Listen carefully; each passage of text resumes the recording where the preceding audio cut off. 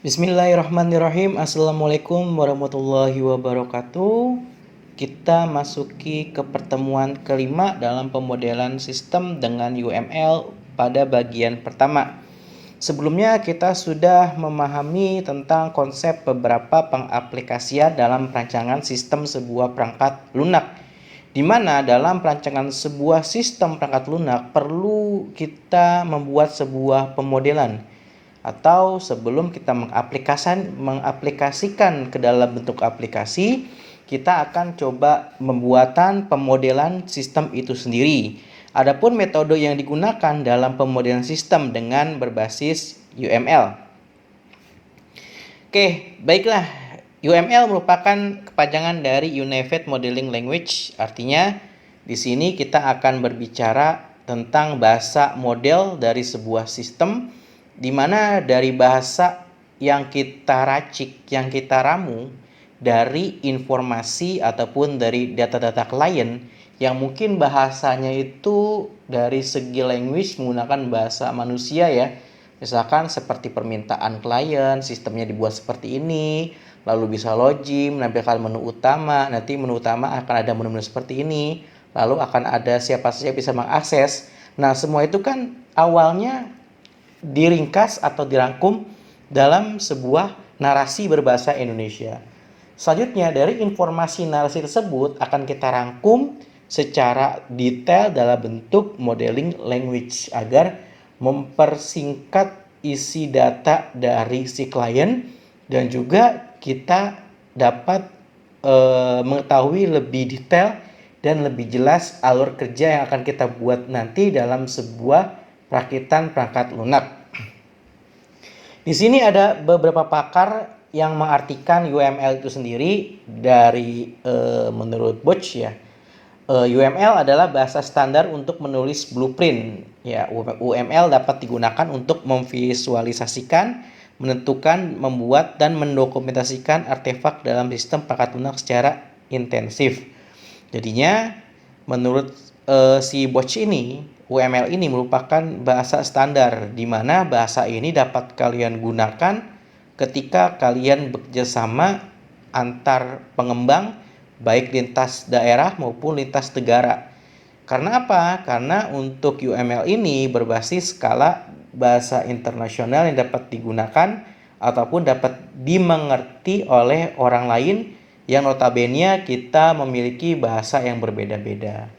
Misalkan kalian membuat UML ya, ketika berdomisili di Indonesia sedangkan programmernya adalah seorang berwarga negara India. Ketika warga India tidak bisa mengerti bahasa kita, lalu kita gambarkan dalam bentuk UML, maka nantinya prosedur ataupun alur program kalian akan dipahami oleh si programmer yang basicnya tidak mengerti bahasa Indonesia, karena ini adalah bahasa standarisasi dalam mendokumentasikan sebuah perangkat lunak. Lalu UML sesuai sistem pemodelan mulai dari sistem informasi perusahaan, aplikasi berbasis web yang terdistribusi, bahkan sampai real time embedded yang sulit. Jadinya UML ini juga bisa pemodelan sistem baik berbasis web maupun desktop maupun yang berbasis embedded system ataupun sistem yang tertanam. Lalu UML adalah proses yang independen walaupun secara optimal harus digunakan dalam proses menggunakan cache drive ya, lalu arsitektur sentrif, lalu iteratif dan instrumental. Jadinya ini adalah proses yang independen di mana kita sudah memahami alur dari sebuah sistem yang akan kita jalankan. Kuncinya satu, yaitu kita paham dulu alur sistem yang ada pada sebuah perusahaan atau klien inginkan. Kalau kita paham alurnya dan aktor siapa saja pengguna dari aplikasi tersebut, maka dengan mudah kita akan menggambarkannya dalam bentuk UML. Pastikan kita sudah paham alur dari sebuah sistem yang sedang berjalan dan ingin dibuatkan sebuah sistem perangkat lunak itu sendiri. UML adalah bahasa untuk visualizing dan juga specifying ya. Dari segi visualizing, beberapa hal model secara tekstual atau dengan model grafis. UML adalah bahasa grafis yang menggunakan sekelompok simbol grafis. Setiap simbol dalam notasi UML didefinisikan dengan baik secara sematik, sehingga pengembang dapat menulis model UML dapat menafsirkan model itu dengan jelas. Secara visualisasi, UML ini merupakan gambaran dari bentuk simbol, ya, dan juga sebuah simbol ini mempunyai arti dan makna tersendiri. Dan ketika kita belajar UML, kita harus memahami rambu-rambu ataupun simbol-simbol yang terdapat pada UML itu sendiri. Sama saja seperti rambu-rambu yang ada di lalu lintas, ya, hanya berupa simbol. Misalkan dilarang parkir gitu ya, ataupun dilarang berhenti. Mungkin untuk mempersingkatnya dapat menggunakan simbol P digarisin. Nah, simbol itu dapat digunakan bersifat internasional, artinya di negara manapun kalau ada P yang dicoret pasti itu dilarang untuk parkir. Lalu segala spesifikasi UML ini dapat membangun atau model yang tepat, tidak ambigu dan lengkap. UML membahas spesifikasi semua keputusan analisis perancangan implementasi. Jadinya dalam UML ini lebih menspesifikasikan segala sesuatu alur yang diinginkan oleh seorang klien. Lalu untuk bahasanya mencakup constructing, ya. Artinya dalam bahasa pemrograman tentunya akan terhubung berbagai bahasa pemrograman. Kita bisa mengkonversinya dalam bahasa Java, C++ ataupun Visual Basic, ya. Yang notabene maupun kita dapat mengkonversikannya ke tabel basis data. Lalu sebagai documenting, ya, jadinya UML ini bisa disebutkan sebagai dokumentasi arsitektur sistem dan semua detailnya. UML menyediakan bahasa untuk mengekspresikan persyaratan dan tes. UML juga menyediakan bahasa untuk memudahkan kegiatan perancangan proyek. Nah, UML ada versi 1.0 dibagi menjadi dua kelompok, yaitu ada diagram struktur dan behavioral diagram. Untuk diagram struktur ada class diagram, object diagram, komponen diagram, ada deployment diagram. Sedangkan untuk behaviorist diagram kita menggunakan usage diagram, sequence diagram, activity diagram, start chat diagram, dan collaboration diagram. Nah, ini adalah versi UML yang dibagi menjadi dua kelompok. Nah, di mana kita akan mempelajari yang poin B, yaitu behavioral diagram. Nah, dalam diagram-diagram UML ada yang namanya beberapa ketentuan, yaitu ada kelas diagram dan objek diagram. Terbagi dalam penamaan UML itu ada kelas diagram, lalu ada objek diagram. Kelas diagram menunjukkan seperangkat kelas antarmuka dan kolaborasi dan hubungan di antara mereka. Kelas diagram membahas desain statis dari sebuah sistem. Nah, kelas diagram ini menunjukkan sebuah aktivitas ataupun kelas yang nantinya akan terintegrasi oleh antarmuka. Sedangkan objek menunjukkan suatu set objek dan hubungan antar objek.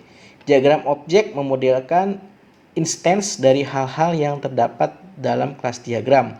Diagram objek digunakan untuk memodelkan desain statis suatu sistem, untuk memvisualisasikan, menentukan, dan mendokumentasikan model struktural, dan membangun aspek static system melalui teknik maju forward dan mundur reverse.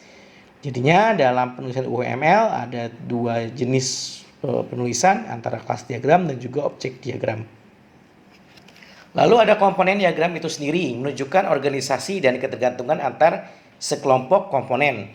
Sedangkan deployment diagram menunjukkan konfigurasi komponen dalam proses eksekusi aplikasi.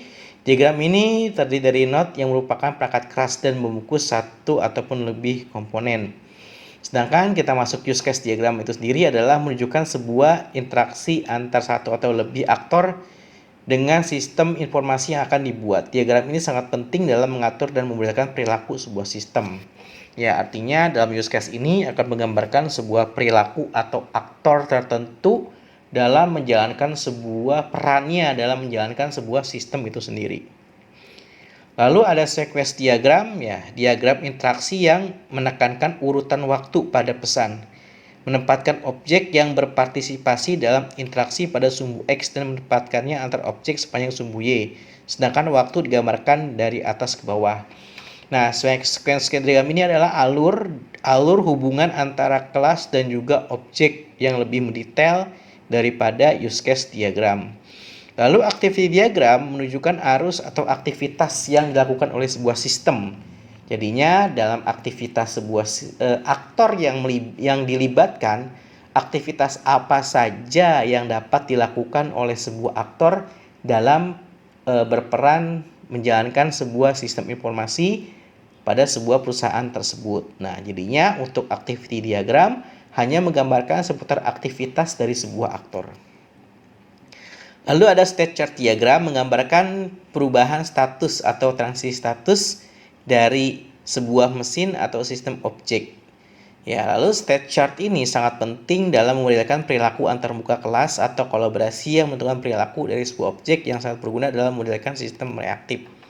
Sedangkan kolaborasi diagram merupakan interaksi yang menentukan struktur organisasi objek yang mengirim dan menerima pesan. Diagram ini merupakan perluasan dari diagram objek, yaitu memberikan tambahan asosiasi antar objek dan menunjukkan pengiriman message ke objek-objek yang lain.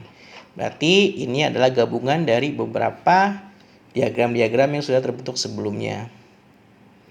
Dalam use case diagram digunakan untuk menggambarkan serangkaian tindakan atau use case bahwa sistem dapat melakukan interaksi di luar dari aktor dengan sistem itu sendiri atau abstraksi.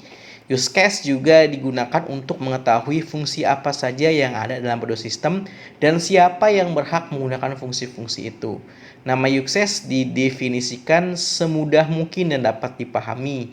Dua hal utama pada use case yaitu pendefinisian aktor dan use case itu sendiri. Use case digunakan untuk mempresentasikan interaksi sistem dengan pengguna. Jadinya menggambarkan user atau pengguna dalam menjalankan sebuah sistem. Dan juga mendefinisikan dan mengatur persyaratan profesional dalam sebuah sistem. Menentukan konteks dan persyaratan sistem, memodelkan alir dasar peristiwa dalam use case. Nah, ini simbol-simbol dalam use case ya. Ranah kalian harus paham dan mengerti ketika membuat use case simbol-simbol ini.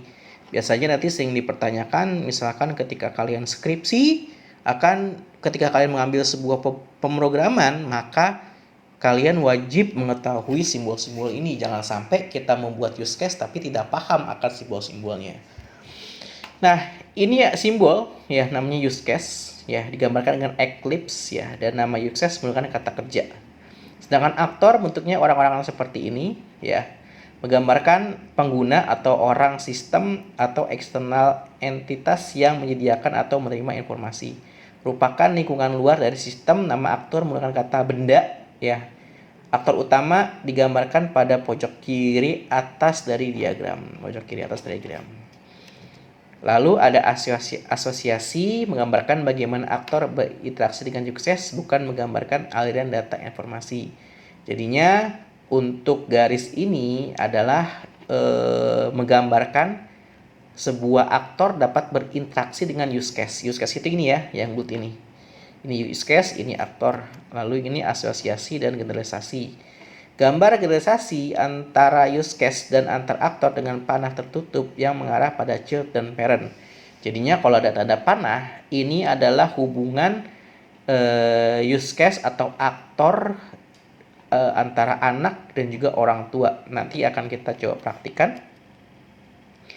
Lalu ada relasi, ada include. Nah, hubungan dua use case yang menunjukkan adanya perilaku use case yang dimasukkan ke dalam perilaku dari base use case. Tanda panah terbuka harus terarah ke sub use case. Lalu ada extend ya. Jadinya dalam simbol ada include, ada extend. Di mana ketika nanti ada relasi include ya, maka use case itu dapat berdiri sendiri ataupun melalui tahapan include. Gitu ya. Sedangkan extend ini tidak ada use case yang kita buat ketika berformat extend tidak dapat berdiri sendiri, harus melalui tahap use case tersebut untuk mendapatkan aksi dari use case yang kita inginkan. Lalu ada boundary untuk memperlihatkan batasan kerja. Nah, ini adalah simbol-simbol yang harus kalian hafal. Di antaranya ada use case, lalu ada aktor, lalu ada asosiasi, lalu ada generalisasi, lalu ada relasi include, ada relasi extend, dan juga boundary box. Ingat ya, relasi include itu adalah sebuah aktivitas di mana ketika kita ingin menuju ke use case tertentu, use case itu dapat kita akses, dan juga bisa berdiri sendiri tanpa kita harus login. Ada pilihannya, gitu ya. Misalkan kayak masuk include, misalkan ketika kita ingin membuka Tokopedia, kondisinya bisa menampilkan nama toko. Nah, ketika kita menampilkan nama toko, kondisinya bisa sebelum login maupun setelah login kita sama-sama bisa menampilkan nama-nama dari toko. Nah, itu artinya dapat berdiri sendiri untuk melihat list toko. Sedangkan untuk relasi ya, ini harus melalui tahap extend ini. Artinya ketika mau memasuki use case selanjutnya wajib melakukan sebuah aktivitas. Misalkan login, seperti ketika kita ingin membayar ya, ketika kita ingin memesan maka wajib login. Nah, itu tentunya kalau kita belum login tidak mungkin kita dapat memesan, maka harus melewati extend ini, harus wajib login, maka tanda panah extend. Nah, seperti ini ada penggunaan relasi include dan extend. Dari anggota ya dapat meminjam buku, lalu ada cek status pinjaman. Ketika kita meminjam buku, sebelum kita meminjam buku, kita bisa melihat langsung cek status pinjaman kita. Artinya anggota ini bisa langsung naik ke cek status pinjaman tanpa harus lewat dari meminjam buku. Artinya tanpa meminjam buku pun kita bisa ngecek status pembayaran kita. Tapi ketika kita ingin mengembalikan buku ya, maka kita akan berhadapan dengan membayar denda. Kalaupun ada denda yang kita bayarkan, maka dia akan terbuka secara melalui form mengembalikan buku terlebih dahulu. Artinya use case membayar buku tidak akan terbuka sebelum kita akan mengembalikan buku. Jadi wajib mengembalikan buku dulu, maka menu membayar denda ini akan terbuka. Sekali lagi ya, ketika kita ingin meminjam buku, ya ketika kita ingin melihat cek status pinjaman, di sini ada tanda include. Berarti dalam use case meminjam buku, kita bisa melihat cek status peminjaman. Adapun karena ini include, maka cek status pinjaman dapat berdiri sendiri. Artinya tanpa kita meminjam buku, anggota bisa langsung mengecek status peminjaman. Sedangkan bedanya dengan extend, ketika kita ingin membayar use case membayar denda, maka kita wajib mengembalikan buku dulu untuk mengetahui apakah kita terkena denda ataupun tidak dalam peminjaman sebuah buku. Jadinya tahapan membayar buku ini tidak akan terjadi bila mana kita belum mengembalikan buku. Nah, ini extend. Jadinya anggota nggak bisa langsung membayar denda, dia harus masuk dulu ke mengembalikan buku baru bisa melihat apakah terkena bayar denda atau enggak. Ini perbedaan include dan juga extend. Lalu di sini ada yang namanya penggambaran use case ya. Ada mahasiswa lalu tanda panah melakukan login dengan mengisian username dan password. Nah, tentunya di sini ada yang salah ya. Salahnya apa? Ketika kita koreksi seperti ini, salahnya satu ya. Penulisan nama use case tidak ditulis secara berlebihan. Nih, misalnya use case. Ya, tidak mendeskripsikan secara berlebihan karena tujuan use case ini sendiri adalah mempersingkat uraian dari sebuah konteks yang berbau narasi. Ya, cukup seharusnya ya. Di sini kita cukup masukkan ya. Kita cukup memasukkan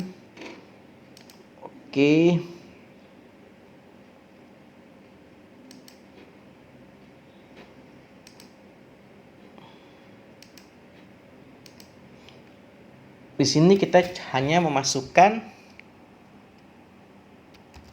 login. Ya. Di sini kita hanya menuliskan login, harusnya seperti itu ya. Harusnya kita hanya menuliskan sebuah login. Tidak perlu melakukan login dengan mengisi username password, tidak perlu. Bahwa mahasiswa dapat melakukan login. Gitu ya. Membacanya mahasiswa dapat aktor mahasiswa. Ini aktor nih, namanya mahasiswa, orangnya dapat melakukan login. Terus yang salah kedua apa ini? Ya, hubungan parent ini. Ya, hubungan child dan parent ini harusnya digunakan menghubungkan antara si pengguna ya, antara objek ya, asosiasi aktor dengan use case sebaiknya tidak menggunakan tanda panah kecuali untuk menggunakan relasi include, extend dan juga generalisasi. Jadinya lebih baik tandanya relasi. Nah, pastikan kita harus hafal dulu simbol-simbol ini ya, asosiasi dan juga generalisasi maupun aktor dan use case dan selebihnya. Nah, di sini dapat kita baca ada aktor. Ini aktor. Aktor namanya si user. Si user dapat melakukan apa aja? Bahwa si user dalam penggambaran ini dapat memilih menu, dapat memilih profil, dapat memilih login. Artinya aktivitas si pengguna ini dapat melakukan 3 aktivitas. Ya, yaitu use case pilih menu, pilih profil, dan login. Nanti aksi ini akan kita jabarkan dalam activity diagram. Ini hanya aktivitas secara umum ataupun secara general ya, menggambarkan peran dari si user ini. Artinya dari gambar ini bisa dijelaskan kalau user dapat memilih menu, profil, dan juga login. Nah, di sini adalah pembelian contoh use case untuk pembelian tiket online. Nah, daftar kebutuhan. Di sini ada use case, ya ada registrasi, verifikasi data, lihat jadwal penerbangan, login tiket, yaitu ada pembeli, ada admin, pembeli admin, dan pembeli aktornya siapa. Deskripsinya, registrasi ini untuk pendaftaran sebagai pembeli. Jadi si pembeli aktornya ini ada 2, ada admin dan juga pembeli. Ketika registrasi, pembeli harus meregistrasi dulu, tujuannya untuk mendaftar sebagai pembeli. Lalu ada verifikasi data yang dilakukan oleh administrasi ya, untuk mengecekkan data setelah si pembeli registrasi.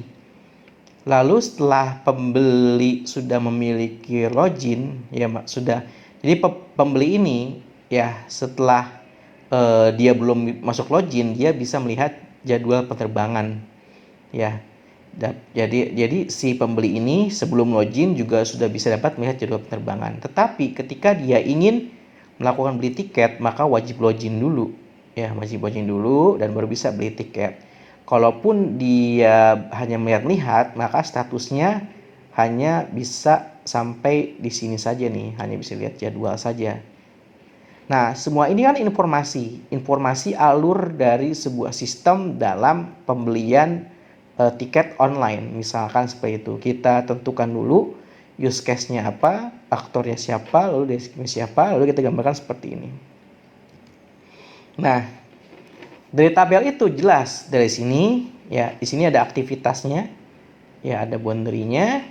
Lalu pembeli dapat melakukan registrasi, lalu dapat melihat jadwal, lalu dapat login, lalu dapat beli tiket, lalu dapat check out. Sedangkan admin hanya memverifikasi data ya, lalu login.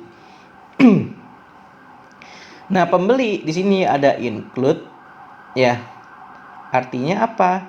Ketika dia sebelum registrasi, artinya pembeli dapat memverifikasi datanya sendiri dulu apakah benar ataupun atau mempersiapkan dulu untuk data yang akan diregistrasikan. Maka statusnya include. Lalu untuk login nilainya extend, karena untuk membeli tiket wajib melakukan login. Maka beli tiket ini sifatnya extend ya, harus melalui tahap login dulu baru bisa beli tiket. Setelah kita beli tiket, lalu bisa langsung ke checkpoint, dan pembeli pun sebenarnya juga bisa melihat checkpoint. Kalau belum beli tiket, dipastikan checkpointnya akan kosong seperti itu, tapi bisa melihat checkpointnya, dalam arti belum ada tiket yang dipesan sebelumnya. Nah, ini adalah penggambaran dari use case dalam pembelian tiket online. Ada 2 aktor, pembeli dan juga admin, lalu ada use case-nya registrasi, lihat jadwal penerbangan, login, beli tiket, check out, dan verifikasi data. Ini adalah aktivitas use case yang digunakan. Oke, sekarang kita akan coba menggambarkan dengan menggunakan aplikasi ya. Oke, ini adalah aplikasi Enterprise ya, Architect 12.1 yang sudah saya share sebelumnya. Maka dalam penggunaan aplikasi ini ya ada beberapa yang saya hilangkan gitu ya. Kalaupun sebelumnya ada yang seperti ini ya, seperti ini. Nah, ini nggak ada tampilannya ya. Tinggal klik sini saja ya. Nanti di sini akan ada yang namanya model default diagram. Oke. Nah, sekarang kita akan coba membuat project baru ya, file new project ya, seperti ini. Nah, di sini saya taruh di RPL ya, lalu saya taruh project.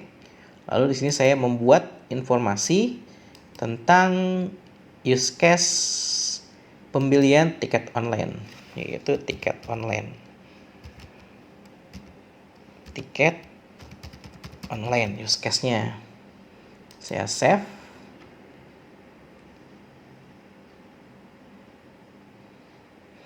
Oke, di sini akan pemilihan banyak sekali ya. Di sini kita pilih core modeling, lalu kita pilih use case. Lalu kita oke. Nanti masuk sini modelnya, ini use case-nya. Nah, ini. Nah, ini adalah model, bisa kita ganti namanya. Kita rename. Misalkan pesan tiket. Oke, kita ganti, lalu ada use case-nya. Nah, ini adalah use case modelnya. Kita bisa kita buka. Coba klik aja seperti ini. Use case-nya. Nah, ini bisa kita hapus, blok semuanya saja. Ini untuk informasi awal. Kita delete dan kosong ya. Lalu di mana simbol-simbolnya? Yang seperti ini. Pemilihan aktor, pemilih use case, lalu pemilihan relasi di sini ya.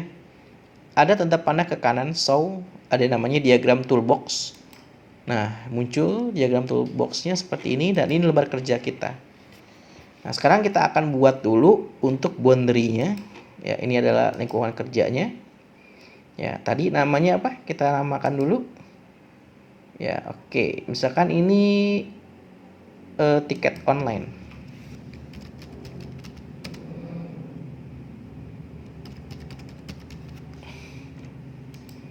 Oke, maka dia akan berbentuk lembar kerja seperti ini. Kita sesuaikan saja.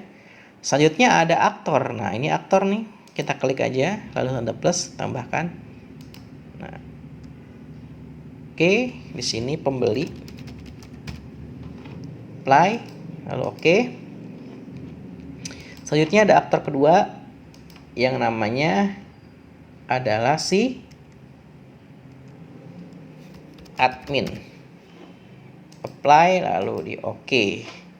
Lalu kita rapikan ya, disesuaikan. Nah, kesimpulannya pada use case diagram ini terdapat dua aktor yang telah kita buat, yaitu ada si pengguna atau aktor atau pengguna, diantaranya ada pembeli dan juga ada yang namanya admin ya. Selanjutnya kita akan buat yang namanya use case-nya. Ya, di sini ada registrasi. Coba saya seperti ini saja. Bisa kayak ya? Oke. Bisa.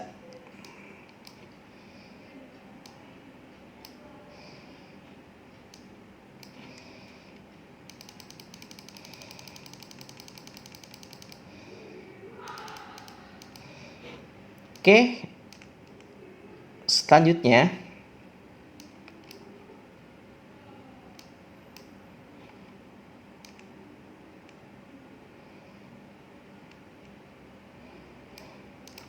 dari pembeli, use case-nya ada registrasi. Di sini ada use case nih. Ada use case, kita klik aja taruh di sini. Nah, kita beri nama. registrasi. Apply, lalu oke. Bisa kita sesuaikan, kita besar kecilkan sesuai dengan batas dari ukuran kertas yang kita gunakan. Selanjutnya kita tambah lagi use case. Lalu lihat jadwal.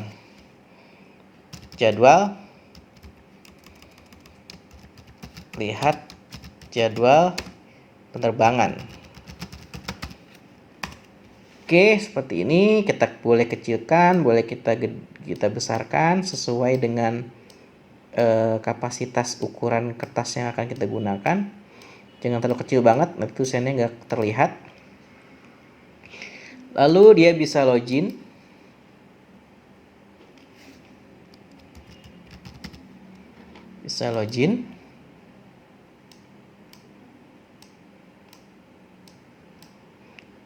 Lalu dia bisa membeli tiket.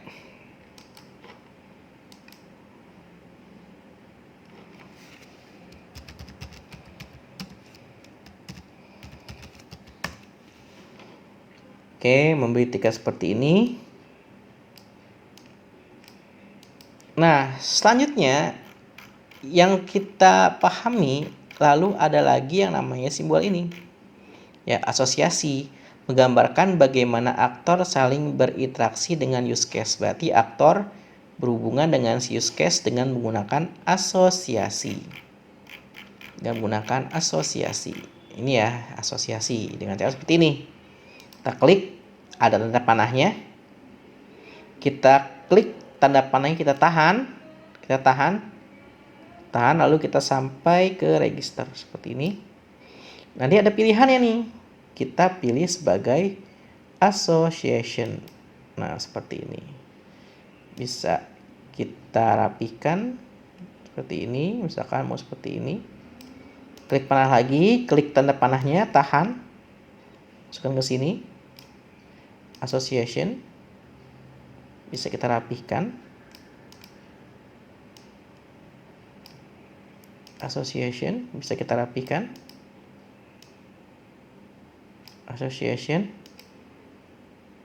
kita rapihkan.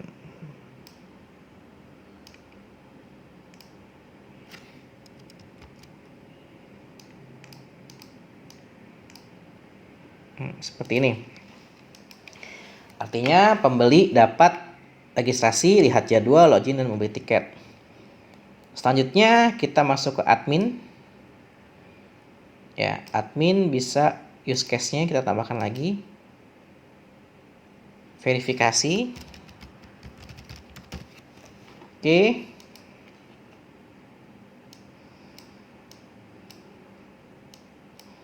Selanjutnya bisa check out.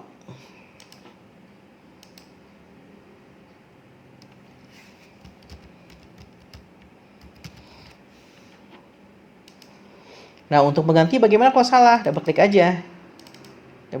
Nah ganti. Kalau kalian salah, jangan dihapus. Nah, selanjutnya kita klik admin, tanda panah, kita hubungkan. Kita pilih asosiasi. Sama, selanjutnya kita pilih asosiasi. Nah, seperti ini ya gambarannya, use case-nya. Lalu kita mau include dari registrasi, kita masuk ke verifikasi. Sama, tarik, nanti ada yang include. Nah, seperti itu. Lalu beli tiket, ketika kita beli tiket harus login, maka di extend sifatnya. Kita pilih extend. Lalu untuk check out bisa kita lihat sebelum kita membeli tiket juga. Maka namanya include. Nah, seperti ini. Ya, sudah selesai.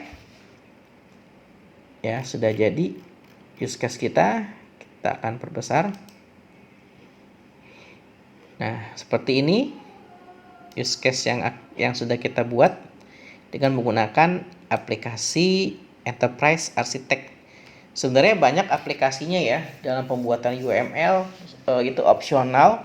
Bisa sebenarnya sih Word juga bisa sebenarnya pakai Word, tapi agak sedikit ribet gitu ya. Kalau ini kan enak, tinggal nama-namain, gitu ya.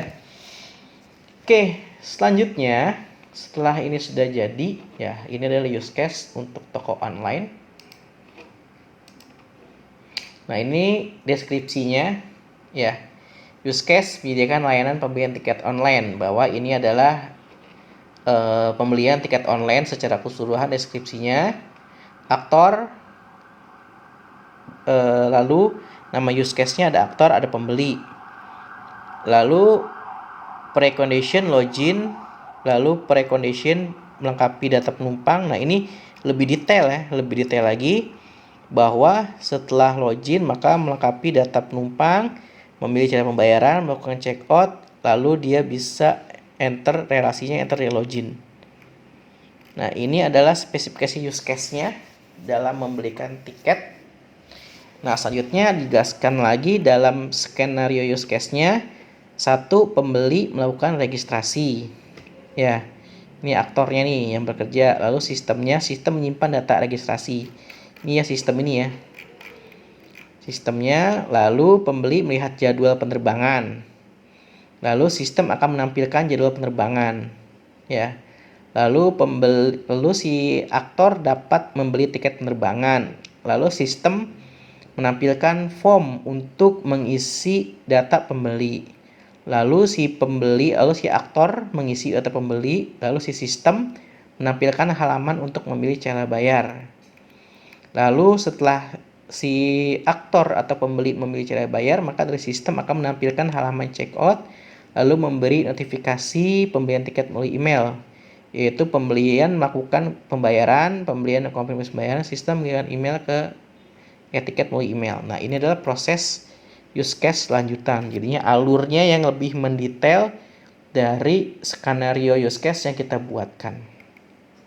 Ya, berarti ini tahap-tahapannya ada dua aktor, ya ada sistem itu sendiri, ada aktor itu sendiri. Nah, sebelah kiri adalah si yang dilakukan oleh si aktor atau pengguna, sementara yang sebelah kanan ini adalah sistem, alur sistem yang akan diikuti oleh si pembeli atau si aktor. Nah, selanjutnya setelah kita dapat uraian dari aktivitas UML yang sudah kita detailkan seperti ini, maka kita buat activity diagramnya.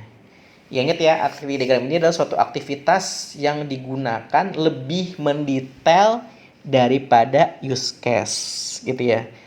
Ketika si use case dapat mengerjakan, memahami, misalkan use case pelajar dapat memahami pelajaran biologi.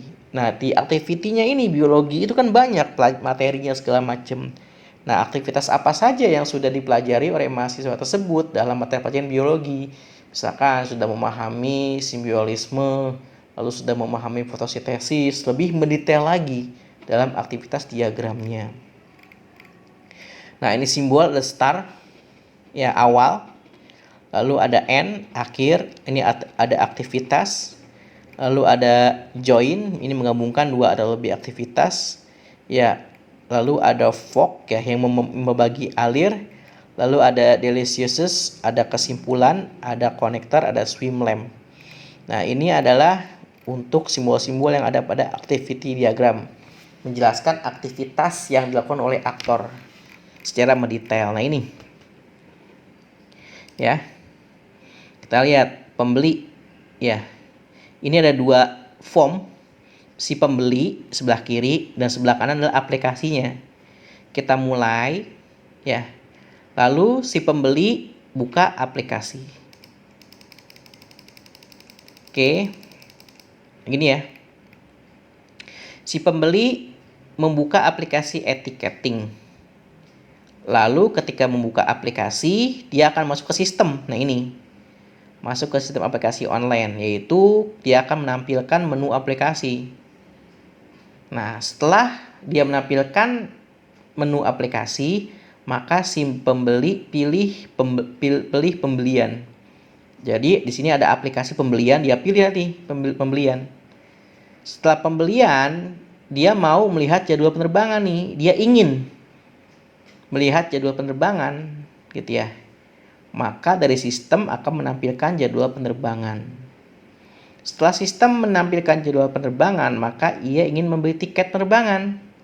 Tetapi dia diminta untuk login. Nah, login ada validasi di mana username-nya harus benar. Maka di sini ada yang namanya decision. Ketika valid, ketika salah username passwordnya, maka akan dibalikan ke user. Ya, ketika valid, dia akan proses ke selanjutnya menampilkan form data penumpang untuk diisi. Nah, selanjutnya setelah menampilkan form untuk diisi, maka si pembeli mengisi form. Lalu setelah mengisi form, lalu dia akan ditentukan metode pembayarannya. Di sini ada tambahan, ya, menampilkan ada credit card atau virtual account ataupun e-wallet dalam pembayarannya. Ya, di luar dari sistem aplikasi online atau pihak ketiga. Setelah itu, setelah memilih metode pembayaran, di sini ada yang namanya dua kemungkinan, ya. Dua kemungkinan yang tadi ini adalah fork, ya. Satu input ada dua kemungkinan. Sementara kalau join dua jadi satu. Kalau fork ada satu inputan lalu ada dua kemungkinan. Nah, ini fork. Setelah dia melakukan metode pembayaran ada dua, ya. Ada dua aktivitas yang dilakukan secara bersamaan, yaitu mengirim notifikasi pesan tiket lalu menampilkan halaman checkout. Nah, setelah menampilkan atau mengirim notifikasi pemesanan tiket, dia akan menerima notifikasi via email. Lalu dia melakukan pembayaran dan menampilkan halaman checkout ini dapat dilakukan setelah dia melakukan pembayaran. Lalu dari sistem akan mengirimkan e-tiket, lalu si user menerima e-tiket dan selesai. Nah, ini ya contoh activity diagram yang mendetail bahwa proses alur dari pembeli sehingga dia dapat memesan sebuah tiket. Semuanya digambarkan dalam diagram activity. Baik, sekarang kita akan membuat activity diagram berdasarkan dari contoh activity diagram ini. Ada pembeli dan juga ada aplikasi online. Nah, untuk pemilihan batasan aplikasi, ya kita bisa menggunakan yang namanya partition. Nah, ini ya, plus jangan lupa pembeli, apply lalu oke. Nah, seperti ini. Kalaupun ada di atas bisa kita klik ini. Nah, pindah ke atas bawah, disesuaikan saja. Oke, di sini ada pembeli. Lalu kita partitionnya lagi, kita tambahkan lagi partitionnya. Aplikasi online. Apply lalu di oke, kita balik dulu. Oke, kita rapikan. Seperti ini.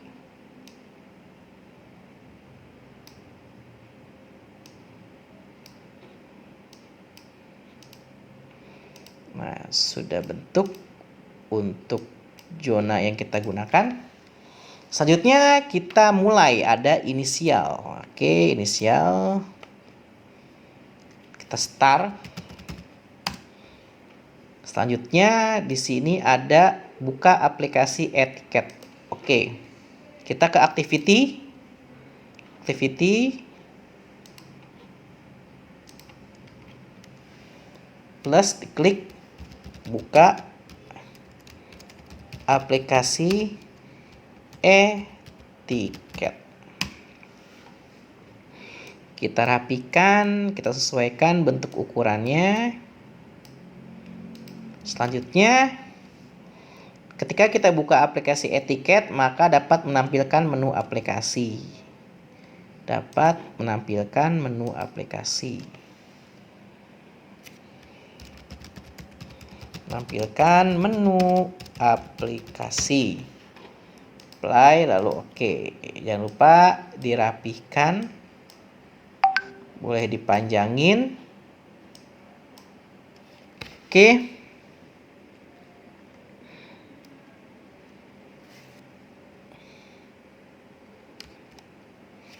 Selanjutnya Di sini kita pilih pembeli. Nah, kita ingin melakukan pembelian. Setelah kita menampilkan aplikasi, lalu si pembeli ingin pilih pembelian, langsung memilih menu pilih pembelian.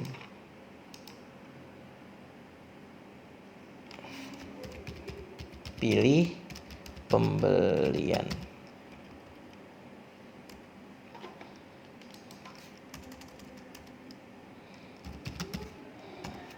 Oke. Nah, untuk mempersingkat video, nanti bisa dilanjutkan lagi saja ya, urutannya seperti ini ya. Nah, sekarang kita akan menghubungkan satu sama lain. Ada dua cara, bisa menggunakan ini ya, menu ini. Kita geser seperti ini. Lalu kita pilih control flow. Nah, seperti ini. Lalu cara kedua, untuk menghubungkan buka aplikasi dan menampilkan informasi bisa menggunakan ada activity relationship. Nah, ini active flow. Bisa diklik ini, lalu kita klik sini, kita hubungkan ke sini. Nah, ada dua cara ya, bisa langsung dari sini ataupun dari menu toolbox-nya. Nah, yang sekarang bagaimana supaya bisa belok gini nih? Nah, ini belok nih. Ya kan, belok bawah. Kalau kita tarik seperti ini, control flow seperti ini hasilnya. Bukan tidak sesuai, tidak menarik gitu ya. Caranya adalah seperti ini. Kita tarik dulu. Nah, sampai sekira-kiranya bawah di sini, kita tekan shift. Nah, dia akan membelok, shift ya. Tekan shift. Nah, seperti ini kita pilih control flow. Nah, seperti ini. Agar lebih rapi. Nah, ini adalah cara buat diagram activity-nya. Ya. Agar belok begini kita pakai tombol shift. Lalu ketika ada decision, ya misalkan apa ya, this decision misalkan ya. Ada decision, ya udah tinggal ditarik aja decisionnya seperti ini. Oke, kita oke saja. Nah, ini ada decision. Lalu decision kan menampilkan seperti ini ya. Ada 4 cabang. Ya sudah, ini ke sini. Control flow, activity control flow. Oh, sorry.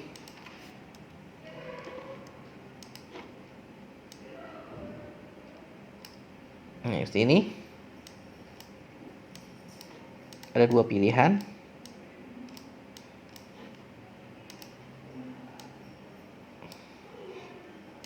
Control flow. Sini.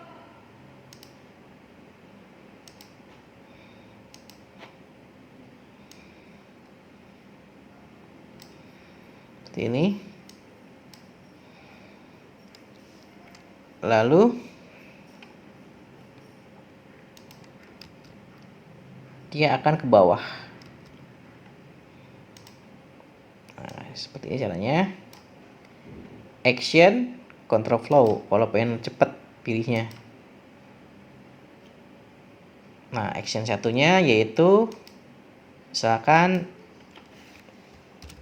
menampilkan form.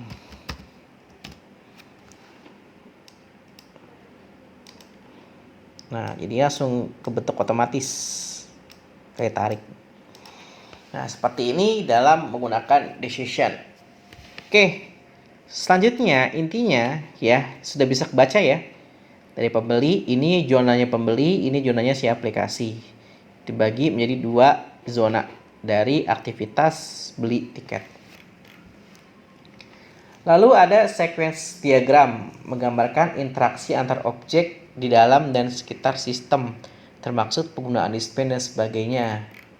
Nah, ini fungsi dari sequence diagram menentukan detail dari use case, lalu menampilkan logika, prosedur, fungsi, dan operator yang dapat ke sistem untuk melihat bagaimana objek saling berinteraksi dan juga merencanakan mulai fungsional secara rinci dan skenario. Nah, ini ya, dalam sequence diagram ada objek, ada aktor, ada entity class, ada boundary class, control class, left line, ada message ya. Intinya objek ini komponen utama sequence diagram, apa objeknya, lalu aktornya siapa yang sedang kita detailkan, Lalu nih ada logo entity class seperti ini, bulat ke bawah.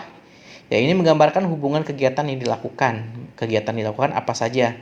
Ini misalkan kayak kayak masuk ke form pembayaran, misalkan masuk ke login segala macam. Nah, ini menggunakan entity class. Sedangkan boundary class seperti ini biasanya menggambarkan sebuah penggambaran dari form, ya, ataupun data-data yang dapat melakukan simpan, ya, ataupun request tertentu. Sedangkan control class ini sifatnya hubungan antara boundary dan juga tabel, ya, berarti ibaratnya seperti koneksi ke database biasanya. Lalu left line masa tempat dimulai sampai berakhirnya, lalu ada pesan yang disampaikan terhadap sebuah boundary class ataupun entity class.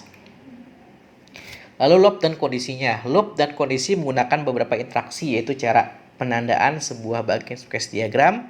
Lalu kerangka terdiri dari beberapa daerah yang dipisahkan menjadi beberapa fragmen. Lalu setiap kerangka sebuah operator, langsung saja kita prakteknya seperti ini, ya. Operator umum ada alt, ya, ada opt, ada par, loop, region, nen, ref, sd. Nah, ini semua adalah menu-menu operator. Seperti apa sih menu operatornya? Nah, kita kenalan dulu untuk menu operatornya. Anggap aja ini sudah selesai. Ya, sekarang kita akan membuat lagi dari,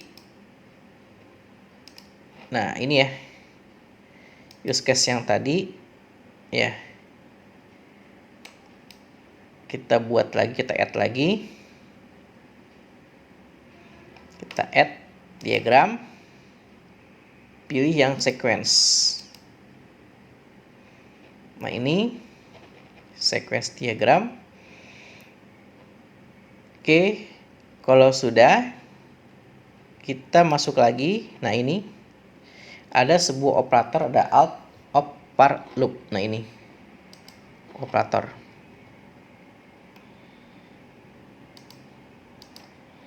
Nah, ini ada alt, ada opt, par, loop, ya, sequence, ya, dan lain-lainnya. Ini adalah fragment, ya, atau yang disebut dengan operator. Nah, alt itu apa sih? Alt itu hanya yang kondisi true yang dijalankan. Berarti kalau ketika sudah benar logikanya, ketika kita batasi oleh alt, berarti itu sudah masuk kategori yang sudah benar. Kalau opt, jika kondisi yang mendukung true, ya. Paralel, segmen dijalankan secara bersamaan. Looping yaitu dijalankan berulang kali, ya, sampai benar-benar data itu benar terisi.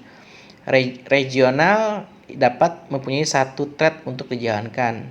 Negatif menunjukkan interaksi yang salah. Referensi menunjukkan sebuah interaction yang difisikkan dengan yang lain. SD sequence diagram. Nah, ini contohnya. Misalkan ini adalah alt, ada di mana accept, selain itu reject. Maka yang dijalankan adalah si accept ini sendiri, ya, bukan di reject.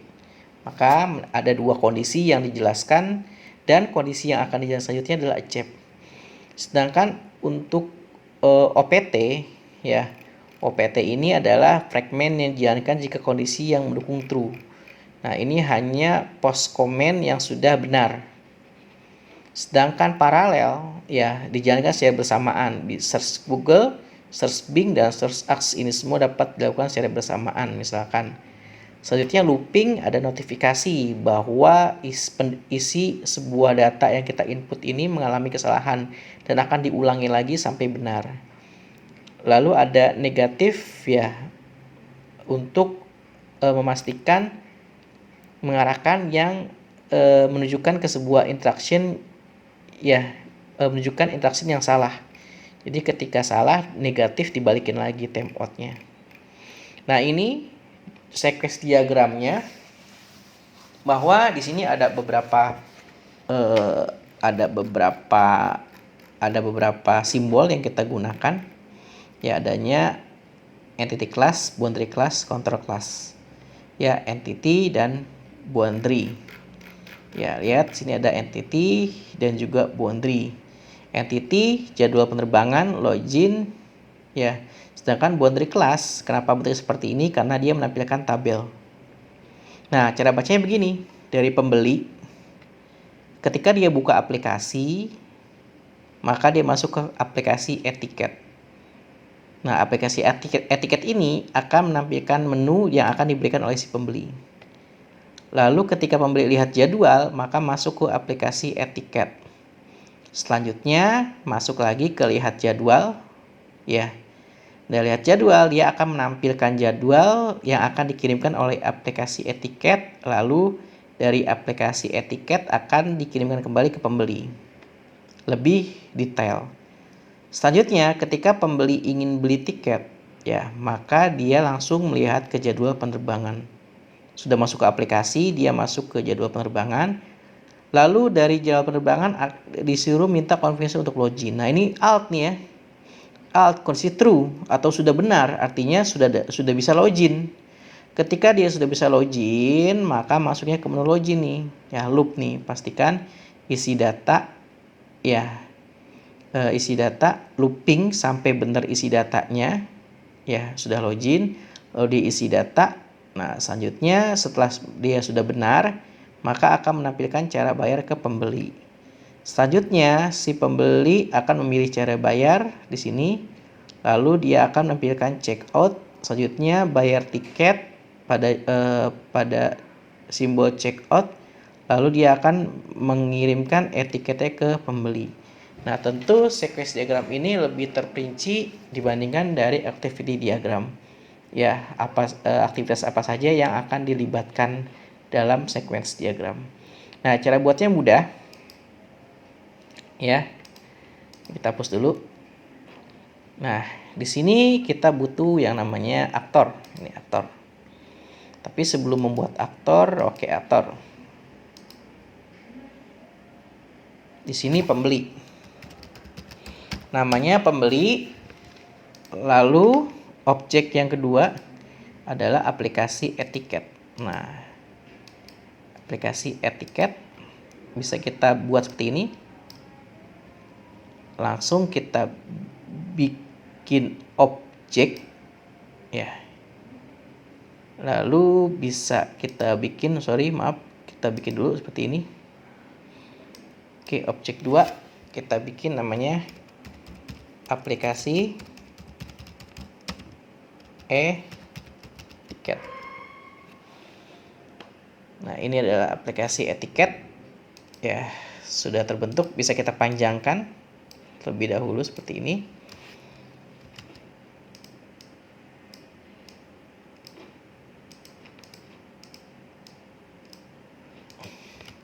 Selanjutnya kita akan membuat ini ya, simbolnya entity class dan boundary class. Kita akan membuat entity class. Kita akan membuat entity class dan boundary class. Kita akan membuat entity class ini ya. Entity class. Namanya misalkan jadwal penerbangan.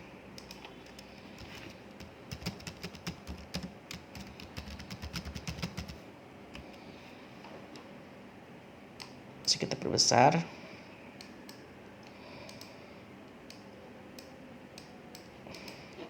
Selanjutnya kita bikin entity class lagi. Login.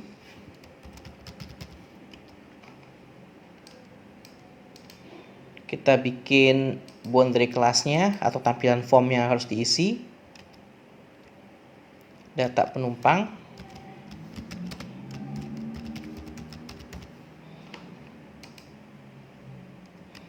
Lalu cara pembayaran.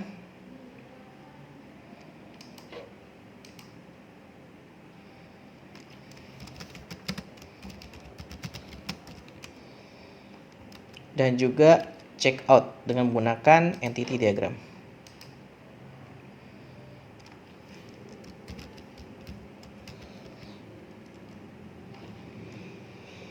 Oke, selanjutnya ini semua sudah jadi.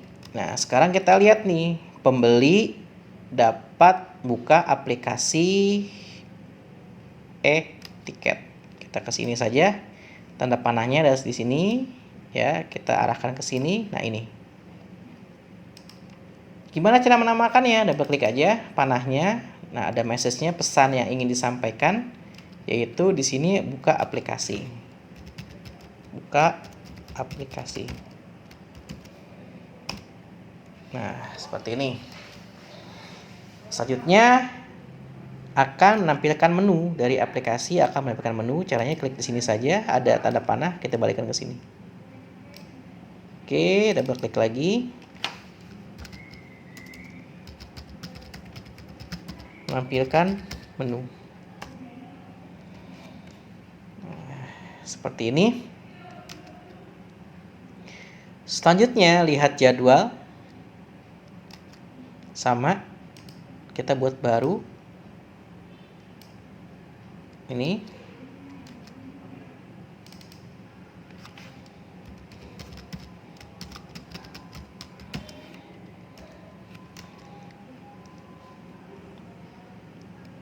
Lalu kita menampilkan jadwal.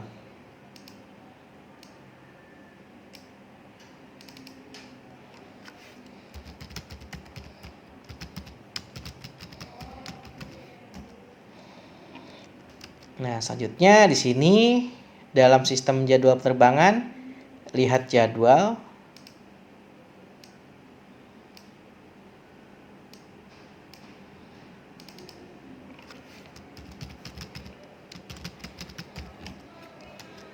Lalu menampilkan jadwal.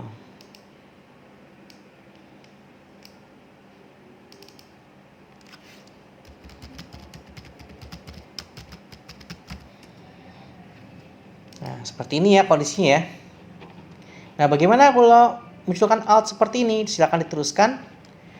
Nah, ketika kita ada sebuah kondisi, maka kita pilih fragment.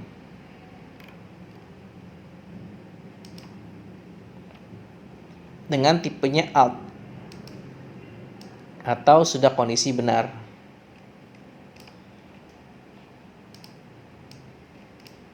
Nah, seperti ini. Cara menampilkan untuk alt dalam kondisi sudah benar. Nah, ini adalah cara membuat untuk model sequence diagram. Oke, sekian, silakan dapat dicoba ya terdahulu ataupun mengotak-atik dulu untuk software Arsitek Enterprise-nya. Ya, semoga dapat lebih familiar dalam menggunakan software ini. Terima kasih perhatiannya. Assalamualaikum warahmatullahi wabarakatuh.